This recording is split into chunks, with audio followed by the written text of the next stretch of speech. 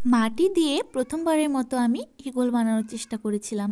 যাই হোক, আমার ঈগলটা এখন কালার করার জন্য একদম ঠিক আছে। তো hello everyone, welcome back to my channel. সবাই কেমন আছো? তো আজকে আমি ঈগলটাকে কালার করে ফেলবো। মাটির যে কোনো কিছুই রং করার পূর্বে যদি সাদা কালার করা হয় তাহলে রংটা অনেক বেশি ফুটে ওঠে, কিন্তু আমার কালারটা একদম শেষ হয়ে গিয়েছিল, তার জন্য আমি সাদা কালার না করেই বেস কালারটা দিয়ে নিচ্ছি।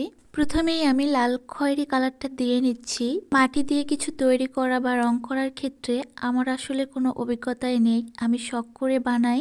এক সাইড থেকে কালার করা শুরু করি আর ভাবতে থাকি যে এরপরে কি করব। আসলে এই ছোট ছোট জিনিসগুলো তৈরি করে ঘরে সাজিয়ে রাখতে আমার অনেক বেশি ভালো লাগে, আমি তার জন্যই এগুলো করি। এগুলোটাকে আমি যেটার ওপর তৈরি করেছিলাম সেটার নিচের দিকে আমি ঘাস দেওয়ার চেষ্টা করেছি। ঘাসগুলোকে আরও উজ্জ্বল দেখানোর জন্য আমি শেষের দিকে হলুদ কালার দিয়ে নিয়েছি। এবার এগুলোর ঠোঁটা নখগুলোকে হালকা লাল কালার করে নেব। গায়ের পালকগুলো আঁকানোর জন্য আমি সাদা কালার দিয়ে এভাবে ছোট ছোট করে পালকগুলো এঁকে নিয়েছি। আর ডানা আর লেজের দিকের পালকগুলো আমি একটু বড় বড় করে এঁকে নিয়েছি যেন বোঝা যায়। এই তো আমার রং করা মোটামুটি কমপ্লিট। পুরোটা দেখতে ইগলের মতো না হলেও কিছু তো অন্তত হয়েছে, এটা ভেবে অনেকটা শান্তি লাগতেছে। এটাকে এখন আমি সুন্দর করে আমার ঘরে সাজিয়ে রেখে দেব। তো আজকে এ পর্যন্তই। সবাই ভালো থাকো, সুস্থ থাকো, টাটা।